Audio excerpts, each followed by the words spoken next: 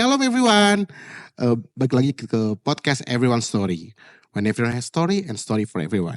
Hari ini kita kedatangan seorang anak muda, seorang pelayan Tuhan juga yang harusnya jadwalnya tuh jauh sebelum ini, tapi banyak waktunya nggak cocok, schedule nggak masuk. Tapi akhirnya tiba-tiba dia bilang dia mau podcast. Oke, teman-teman kita sambut teman kita yang mau sharing kehidupannya. Please welcome Melvin. Thank you. Oke, Melvin, apa kabar nih? Baik dong. Sibuk apa aja hari-hari ini? Mungkin klarifikasi dulu ya, bukannya sok sibuk karena Ya, nggak apa-apa. memang Martianus ngajak podcast itu kan dari September 2024. Betul. Nah memang waktu itu lagi memang betul-betul banyak yang harus dikerjakan gitu. Jadi kesibukannya waktu itu saya dan calon istri itu membuka bimbingan belajar dan ada beberapa project dan event juga. Jadi di akhir tahun itu memang lagi padat-padatnya. Jadi untuk nyocokin schedule-nya itu agak repot juga gitu. Itu satu, kedua waktu diajak podcast ini kan podcast rohani ya. Agak gimana gitu awalnya ya. Karena Podcast Kristen kita bro. Ya ini kan orang Kristen semua di sini ya. Sebetulnya saya nggak mau sharing karena saya itu mau melupakan apa yang udah di belakang gitu. Karena kan kejadiannya begitu pahit lah dalam hidup. Jadi saya nggak mau mengingat-ingat itu kembali gitu. Jadi saya mau melupakan yang di belakang. Saya pengennya udah hidup hari ini dan ya udah saya punya goal, punya tujuan, ya udah ke depan aja gitu. Tadi saya sempat mau nolak, cuman karena Martianus saya sudah kenal lama dari zaman kuliah dan anaknya itu memang baik hati banget gitu ya. Jadi saya ya udahlah. Akhirnya mengiyakan di saat ini juga gitu. Oke, berarti yang tadi lu bilang lu lagi sibuk bikin bimbel ya? Iya, bimbingan belajar. Oke, emang suka ngajar, passion? Sebetulnya backgroundnya IT, cuma karena calon istri ini ngajakin untuk bikin bisnis bareng gitu dan ada pelayanannya juga gitu. Jadi orang-orang yang kurang mampu kita sempat gratiskan juga gitu ya. Untuk anak TK SD usia 3 sampai 12 tahun gitu. Jadi di situ kan ada bisnis, ada pelayanannya juga gitu. Jadi udah mulai jalan ya? Udah berjalan. Oke. Gitu. Thank you, mantap.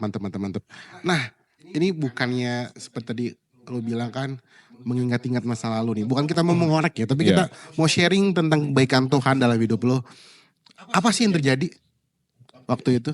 Jadi mungkin teman-teman semua di sini taunya itu saya itu ditabrak patah kaki mungkin ya. Tapi jauh sebelum itu. Tahun berapa itu? Nanti kita simpan dulu itu. Siap. Nanti saya kembali dulu ke zaman dulu. Jadi memang entah kenapa dari kecil itu ya mulai SD itu saya sering sekali sakit-sakitan gitu. Dan sakitnya itu harus sampai di meja operasi. Jadi pertama itu ada hernia, SD dulu ya, hernia, terus usus buntu, terus SMP masih tetap sakit-sakitan, ada penyumbatan di empedu seperti itu, dan udah 3 dokter spesialis pun nggak tahu nama penyakitnya apa, tapi puji Tuhan mujizat terjadi gitu ya. Waktu itu persentase untuk sembuhnya pun 50-50. Jadi untuk sembuh dokter harus mengangkat empedu saya. Jadi saat ini saya udah nggak ada empedu. Nah itu SMP, lalu SMA. Nah di 3 tahun kan SMA kelas 1, 2, 3. Nah itu tuh sebenarnya lagi prosesnya Tuhan tuh di situ gitu. Karena Tuhan tuh dengan kejadian-kejadian operasi yang sebelumnya itu, Tuhan tuh minta seperti dicari gitu sama saya gitu. Minta temuin dong gitu. Jangan pasif gitu, jangan ke gereja juga. Jangan hanya karena saya Kristen gitu ya. Jadi supaya nggak aneh saya datang ke gereja gitu. Nah di situ tuh benar-benar Tuhan tuh seperti bicara dalam hati, cuman suaranya itu sangat kecil sekali dan saya tuh antara percaya atau tidak percaya ada Tuhan atau tidak ada Tuhan gitu. Karena kondisi gereja saya waktu itu pun saya kurang paham dengan apa yang disampaikan. Lalu komunitas rohani di dalam gereja lama saya pun waktu contohnya sebagai seorang pelayan harusnya waktu ulang tahun harusnya dirayakan atau nggak dikasih selamat. Tapi waktu itu saya malah disiram air comberan gitu, malah Agak lain dikata-katain, ya, ya agak lain kok ya agak Bang. lain ya lingkungan rohani gitu ya. Malah yang apa sih namanya kartu ucapan ya yang itu. Nah di kartu ucapan itu saya masih ingat betul teman-teman yang harusnya rohani tapi malah ngata-ngatain saya, cacat ya, cepet mati ya, modar ya gitu. Hanya satu-satunya orang cewek dan terakhir ketemu di GBI Aruna yang bilang diberkati berlimpah-limpah, hanya satu dan ketemunya di GBI Aruna gitu. Yang lainnya itu malah ngata-ngatain saya untuk cacat, untuk mati gitu. Jadi Nah, di saat remaja itu berarti ya? iya, youth. Berarti lu udah pelayanan di situ? Udah musik.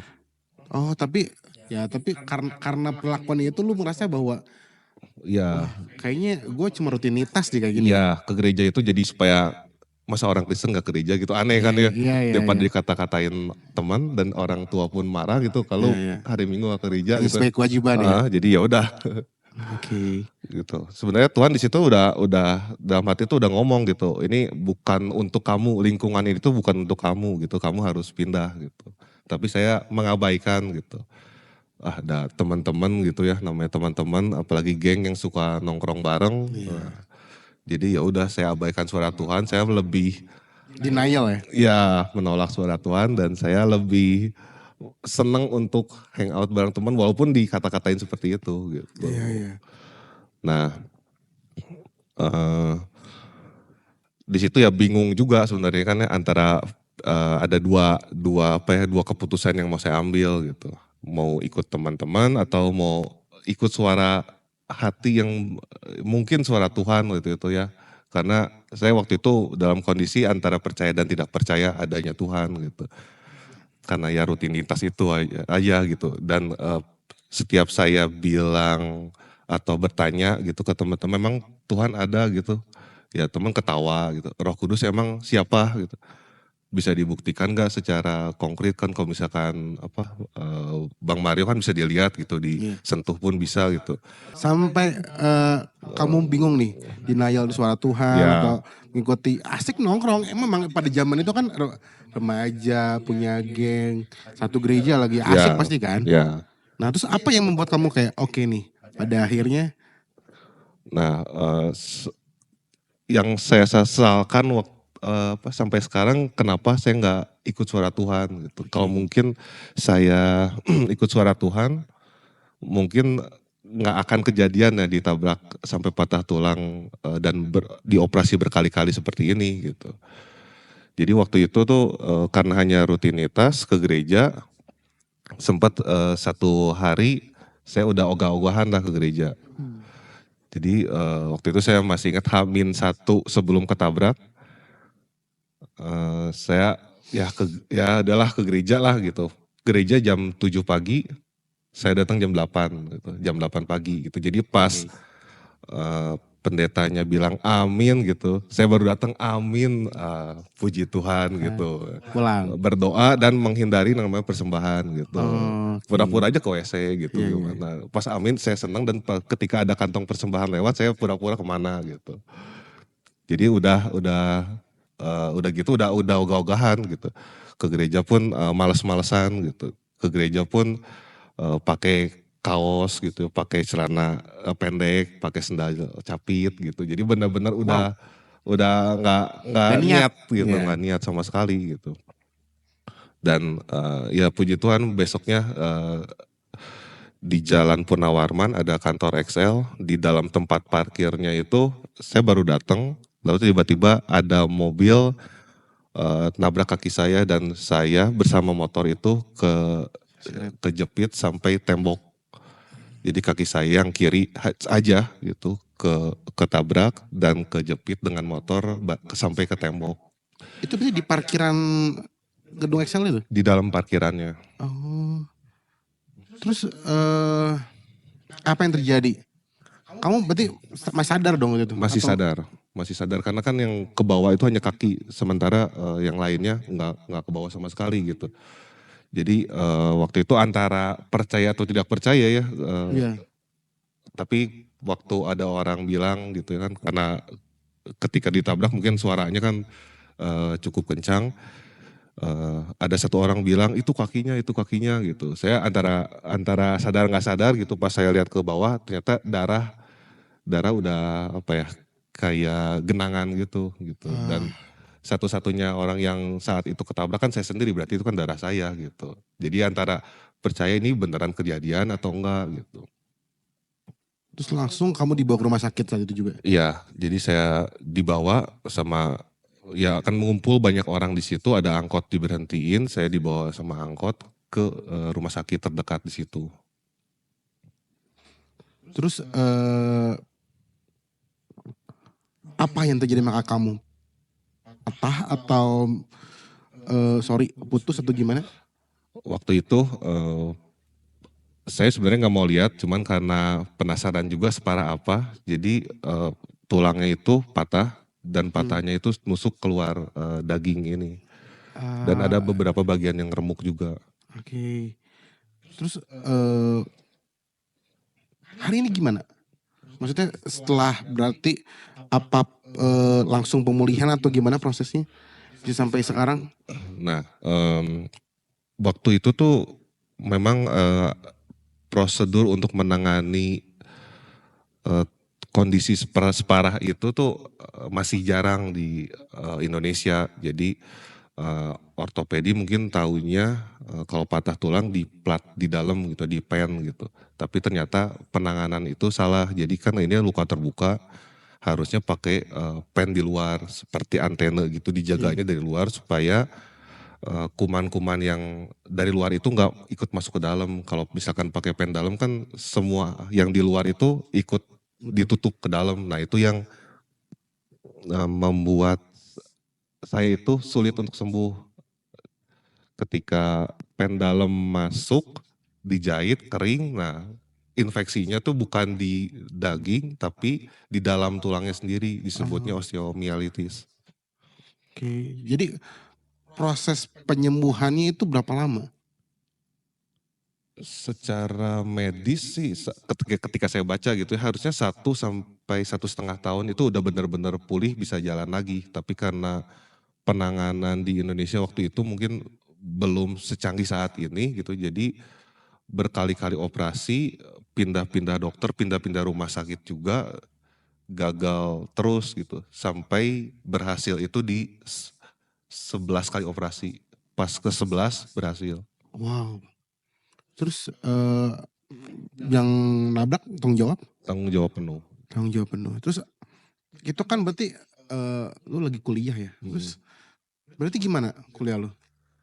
Cuti dulu 1 tahun, awalnya 1 semester dulu gitu. Karena kondisinya tuh apa ya, bernanah terus kan, infeksi dari dalam, jadi nanahnya tuh keluar dari dalam, keluar terus, basah terus itu kaki. Jadi pertama 1 semester, terus karena belum sembuh juga 2 semester. Nah di 2 semester ini ternyata ada progres sedikit, jadi saya coba untuk apa ya, kuliah lagi gitu. Berarti anggap 2 tahun ya berarti? 2 semester setahun. Setahun. Nah, dalam setahun itu gimana sih perasaan lu? Pasti kan pertama ya, kalau kalau gue jabainnya pasti ngerasa, oh Tuhan masa depan hancur. Terus boros banget kuliah kali ya. Berarti kan kayak kayak terjebak ke mungkin mengasihani diri sendiri gitu. Tapi apa sih yang lu alamin? Awalnya ya itu, ini nggak mungkin terjadi sama gua gitu. Apalagi kan kondisinya lagi diem gitu ya, lagi parkir gitu, Iya, salah kita nggak salah apa-apa kan, diem aja. salah gua apa gitu Iya. kan. Dalam waktu lama itu denial aja gitu, menolak ini nggak mungkin terjadi gitu, lebih banyak murung, lebih banyak diem gitu. Ya kecewa juga ya gitu, dan ya banyak orang-orang di sekitar juga yang menghakimi gitu. Jadi makin di setahun itu tuh, setahun awal tuh paling berat Berat. banget lah gitu. Ada yang apa katanya kutuk masa lalu gitu dibawa Aduh. sampai sekarang gitu. Ada yang bilang masa depannya udah ketutup karena kondisi kaki seperti ini. Jadi masa lalu dikata-katain, masa depan pun ditutup gitu sama orang-orang. Jadi stresnya tuh memang di setahun awal. Apa yang membuat lu merasa gue harus mulai lagi nih? Ada orang-orang yang bantu nggak sih, Min? Keluarga, teman-teman? Jadi em, awalnya memang setahun itu banyak penolakan ya dalam diri nggak mungkin terjadi dan banyak marah juga Dan gitu. lu, sorry, pernah nyalain Tuhan gak? Iya marah, marahnya tuh marah ke Tuhan gitu. Banyak tuh yang banyak apa? Yang lebih Yang berdosa. ya yang rokok lah, yang nge-vape lah, yang balap liar lah. Kenapa nggak mereka aja gitu? Kenapa harus saya? Kenapa harus saya gitu? Dalam waktu ya setahun itu saya marah ke Tuhan juga, kecewa juga. Tapi terbesit di kepala saya mungkin ini eh, kesempatan untuk saya apa bertobat gitu ada gitu. Jadi ketika marah karena ada satu statement itu mungkin ini kesempatan saya untuk bertobat. Di situ saya coba deh cari Tuhan, barangkali Tuhan tuh memang benar-benar ada gitu. Karena kan setahun itu saya doa, saya apa didoakan oleh orang nggak pernah tuh ngerasain yang namanya kehadiran Tuhan Yesus itu nggak pernah gitu. Tapi karena tiba-tiba setelah setahun itu ada statement yang masuk gitu, coba cari Tuhan bener-bener deh gitu, sungguh-sungguh. Di situ saya mulai yaudah coba cari gitu. Dan bersyukur gitu ya ketika saya memutuskan untuk pindah ke gereja sekarang, saya coba ibadah, saya ketemu seseorang dari divisi prophetic. Dan di situ seorang omah-omah gitu, omah-omah ini bilang Tuhan nggak kenal, nggak kenal. Saya lagi ibadah gitu, lagi di belakang gitu ya. Ada omah-omah, omah-omah ini bilang Tuhan barusan nyuruh saya untuk nyapa kamu, untuk ceritain apa masalah kamu. Saya kan yang agak agak gimana ya, risih juga kan ya tiba-tiba nggak kenal gitu. Tapi karena punya apa keinginan untuk cari Tuhan ya udah deh dicoba deh barangkali ketemu ketemu Tuhannya lewat dia gitu. Dan benar aja dia bawa apa janjian gitu ya, janjian untuk didoakan. Ketika janjian dia bawa tim ada bagian apa saya kurang ngerti gitu. Tapi intinya didoain. Nah di situ pertama kali saya merasakan apa ya sesuatu yang nggak bisa dinalar atau dipakai logika gitu. Jadi waktu didoain itu sama timnya dari divisi prophetic, tiba-tiba seperti ada cahaya atau kilatan cahaya dari atas yang menggetarkan dari kepala sampai kaki gitu. Dan itu kondisinya nggak lagi mendung, nggak lagi hujan gitu, benar-benar terang gitu, siang-siang gitu. Waktu didoain dan ketika saya dengar suara pendoanya itu kan omah-omah, tapi suara omah-omahnya itu berubah jadi seperti menggaung gitu, seperti suara laki-laki yang besar. Nah di situ kan mulai ini apa gitu, ini apa, ini baru pertama kali gitu di luar nalar, di luar logika tiba-tiba ada seperti kilatan cahaya, semua badan bergetar gitu dan apa yang saya dengar juga harusnya kan suara cewek nih, tapi ini kok suara cowok yang bergema gitu. Nah di situ kan makin makin penasaran ya, Tuhan tuh benar-benar ada atau enggak. Akhirnya saya coba ketemu di divisi prophetic di Baranang Siang kan ya. Saat ini sih orangnya udah pensiun, tapi dia yang benar-benar mengukuhkan kalau Tuhan Yesus itu ada.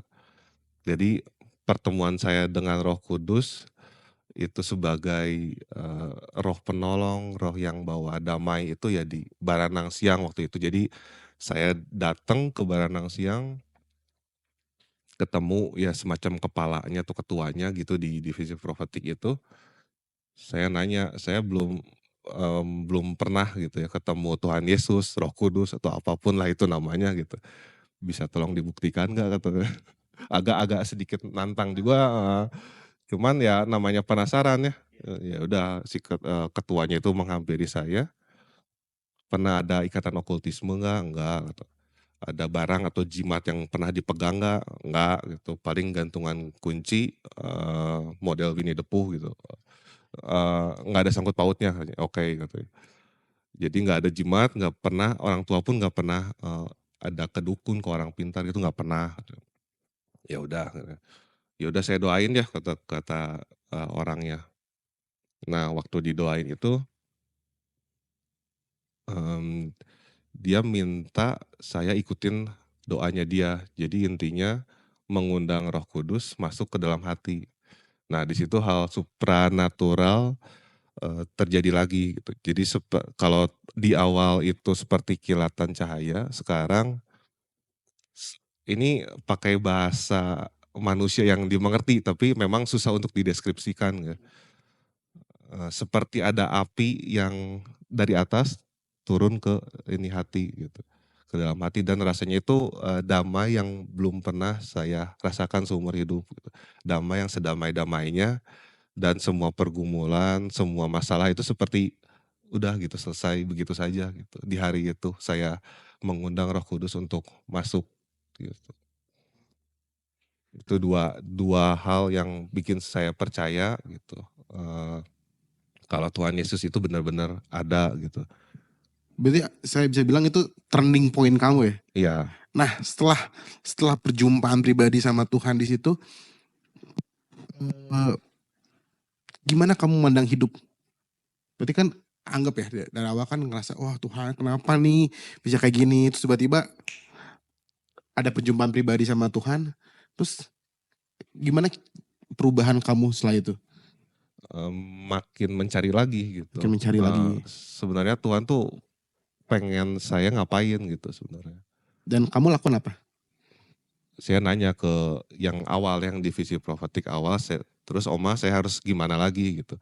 Minta baptisan Roh Kudus, nanti kamu bakal ngerti sendiri gitu.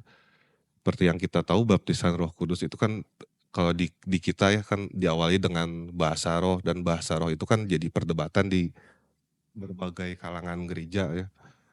Jadi ya udah coba gitu. Mau coba gitu baptisan air yang tenggelam udah sekarang baptisan Roh Kudus. Ya udah saya coba ke salah satu cabang kita gitu dan ada gembala pusat datang.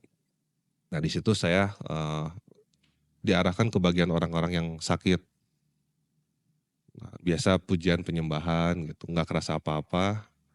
Tiba-tiba gembalanya bilang, "So kalau ada yang mau disembuhkan atau ada yang berbeban berat mau dilepaskan gitu, silakan untuk maju ke depan," gitu. Nah, sebelum maju ke depan itu saya ketemu dengan mungkin salah satu pendoa atau enggak pendeta saya nggak tahu.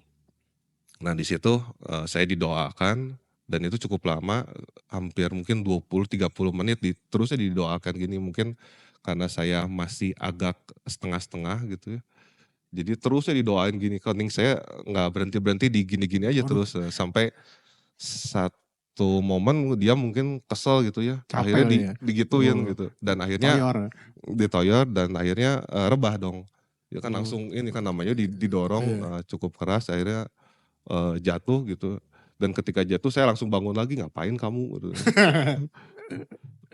"Mau ngapain?" Gitu, ya didoain kan nggak ada hal yang terjadi, malah ditoyor. Dan di situ mulai, wah ini jangan-jangan hanya sandiwara atau permainan doang nih gereja. Di situ mulai, udahlah udah mau ninggalin tempat itu, cuman gembala bilang, "Yang mau sungguh-sungguh, ayo maju," gitu. Antara mau maju atau enggak gitu, maju jangan, tapi akhirnya karena saya masih penasaran juga, maju deh gitu. Ketika saya maju, gembala pengurapan seperti itu pakai minyak, dan ketika dapat minyak di dahi itu, tiba-tiba lidah saya tuh berkata-kata gitu. Wow. Dan saya belum pernah gitu berkata-kata tanpa saya suruh sendiri. Kan kadang kalau biasanya kan kita otak Iya.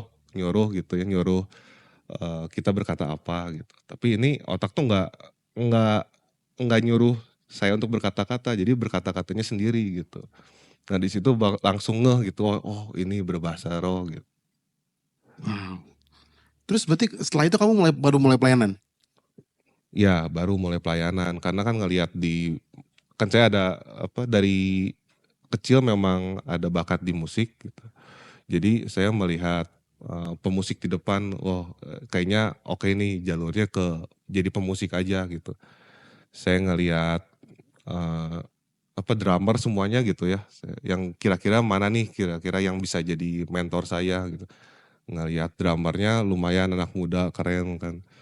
Terus lihat gitarnya, lihat keyboardnya gitu. Tapi pilihan saya ada dua, di keyboard atau di gitar, karena saya cuma bisa dua ya, keyboard atau gitar. Yang gitarnya anak muda keren, tapi yang keyboardnya uh, kayak apa ya? Orang tua. Kayak uh, guru tai chi gitu. Oke. Uh, Iya. kan Bagus dong, dari berilmu. jauh itu Berilmu. kan kayak musuh Jackie Chan, guru tai chi gitu ya. Agak serem juga gitu. Jadi ya udah aku pilih jadi gitar gitu karena anak muda. Dan Simple ya pilihan kamu ya? iya, Sesimpel itu ya? karena kan dari jauh kan, wah jangan-jangan bisa dipukul pakai tenaga dalam nih gitu. Jadi ya udah mending ke gitar aja. Dan benar ketika saya ujian ya, audisi audisi Devmus, ya lolosnya di gitar gitu. Oke. Terus akhirnya kamu pelayanan. Tapi kan apa ya? Fisik kan tidak berubah kan? Ada pasti kan ada yang merasa, wah dengan kondisi seperti ini kenapa kamu masih mau melayani, kamu bisa beresin kuliah gitu. Apa sih yang buat kamu bisa melakukan itu semua? Ada satu ayat waktu itu saya pernah dengar, lupa dari siapa, tapi ayatnya bilang gini, penyakit ini nggak akan membawa kematian, tapi akan membawa kemuliaan nama Tuhan gitu. Jadi saya percaya Tuhan mengizinkan hal ini terjadi gitu. Karena memang saya mau dipakai Tuhan dan supaya nama Tuhan tuh dimuliakan lewat saya gitu. Wow. Terus waktu lu pelayanan orang-orang gimana? Ya awalnya kan Meragukan? bawa tongkat kan, awalnya sih agak malu, cuman karena ya udahlah, ya harus maju gitu, harus maju, jangan udah ditabrak, udah jadi hopeless gitu, jangan. Jadi bukannya ada ayat yang bilang dalam kelemahan kuasa Tuhan nyata ya kan, ya udah gitu, walaupun saya lemah, saya melakukan apa yang saya bisa, porsi saya segini, porsi selanjutnya yang saya nggak bisa lakukan biar Tuhan aja yang lakukan. Yes, bener sih. Ya, gue pas pertama liat lu pelayanan juga, wow, keren banget, hebat gitu, masih mau pelayanan. Karena terkadang kan kalau orang udah merasa dapat masalah tuh kayak jatuhnya mengasih diri sendiri. Ya. Gue mah ngapain lah, udah lah gini aja lah. Tapi lu masih mau pelayanan, masih mau nunjukin bahwa meskipun gue kurang, gue bisa loh gitu. Ya. Gitu. Nice. Terus bagaimana peran iman kamu dalam perjalanan hidup hingga saat ini? Imannya sih awal-awal pasti naik turun ya. Sempat hopeless sih pernah gitu, cuman saya selalu afirmasi ya, mengatakan hal-hal yang baik aja gitu. Jadi kuping saya itu betul-betul difilter, nggak mau dengar yang jorok-jorok, yang jelek-jelek, yang membuat saya down. Itu saya benar-benar udah nggak mau ikut-ikutan lagi gitu. Karena kan dari pendengaran kita kan masuk ke pikiran, ke hati. Nah di situ jadi saya hanya jaga pergaulan sih intinya. Oke. Terus peran orang tua sama, berarti kadang ada komunitas dong? Ya. Ya, itu gimana nih? Membantu kamu kah atau menjaga kamu sekarang? orang tua sih bilang jangan ya seperti nasihat orang tua pada umumnya gitu, jangan kecewa, jangan down gitu, tetap semangat gitu ya. Ya orang tua hanya sebatas itu nasihat-nasihat. Dan kalau komunitas, kebetulan terakhir kita komunitas itu ternyata banyak orang-orang tua lansia yang justru kondisinya dibilang lebih buruk daripada saya gitu. Jadi ketika masuk ke dalam komunitas itu, saya justru bisa kasih kesaksian gitu. Saya aja yang total 14 kali operasi aja masih mau pelayanan, masa orang-orang yang nggak sakit apa-apa gitu hanya karena berlindung di balik umur gitu. Umur saya udah tua nggak bisa apa-apa gitu. Iya. Saya aja yang bukan karena muda gitu kan, karena kondisi udah 14 kali operasi aja masih mau gitu. Ya ayo gitu, sama-sama mau melayani lagi gitu.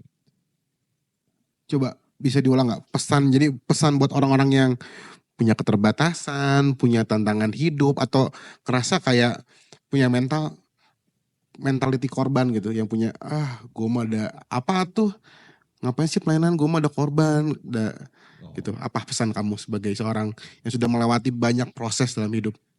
Harus kenal siapa Tuhan kita. Harus benar-benar kan pengenalan Tuhan itu ada yang kenal itu kan ada yang hanya sekedar Say tahu, hi. say hi atau enggak ya gue kenal si itu gitu hanya. Tapi ini pengenalan yang lebih dalam lagi gitu. Kalau seingat saya namanya ginosko, yang benar-benar kenal setiap hari itu bertemu dengan Tuhan gitu. Nah ketika kita sering bertemu dengan Tuhan setiap hari, kita jadi tahu gitu apa sih yang harus kita lakukan ke depannya. Karena Tuhan pasti jawab atau biasanya sih kasih kisi-kisi gitu ya. Ke depan kita harus melakukan apa. Jadi hidup itu lebih berarti kalau misalkan kita dekat dengan Tuhan. Yes. Kenal dengan Tuhan secara pribadi gitu. Jadi kalau misalkan ada yang ngerasa sampai mau bunuh diri, ya coba cari Tuhan dulu. Cari Tuhan. Pasti ada yang Tuhan mau dalam hidup lu gitu. Yes, keren banget. Terus bro, lu punya ayat favorit gak yang jadi pegangan hidup? Ada ketika banyak orang yang neken saya gitu ya. Banyak orang yang ngehina, banyak orang yang mungkin ini karena kutukan, mungkin karena dosa yang sangat besar sehingga terjadi seperti ini. Tapi kalau kata Yesus sih bukan gitu. Boleh dibuka Yohanes 11 ayat 25. Jawab Yesus, akulah kebangkitan dan hidup, barang siapa percaya kepadaku, ia akan hidup walaupun ia sudah mati. Amin. Ya, jadi orang yang udah mati aja bisa jadi hidup. Apalagi hanya kasus yang ya kalau hidup mati kan mungkin udah di atas gitu, ini kan hanya kasus sakit gitu. Kalau Tuhan Yesus bilang hidup ya hidup, kalau Tuhan Yesus bilang sembuh ya sembuh, kalau Tuhan Yesus bilang pulih ya pulih gitu. Ayat ini yang menguatkan saya waktu saya banyak diterpa oleh komentar-komentar buruk dari orang. Oke, thank you. Terima kasih Melvin buat waktunya, buat ceritanya. Sangat memberkati, jujur saya sangat terberkati banget dengan sharing kamu, dengan perjuangan hidup sih. Tapi benar kata-katanya yang saya tangkap tadi, kayak filter telinga kita, terus kenali Tuhan kita. Karena waktu kita kenal Tuhan kita tahu sih seberapa besar, seberapa hebat Tuhan kita. Thank you buat waktunya. Dan buat temen yang ingin sharing pengalamannya, boleh hubungi kami melalui kontak DM Aruna 3PM, atau boleh komen di YouTube kita. See you guys. Sampai jumpa selanjutnya. Bye-bye. God bless.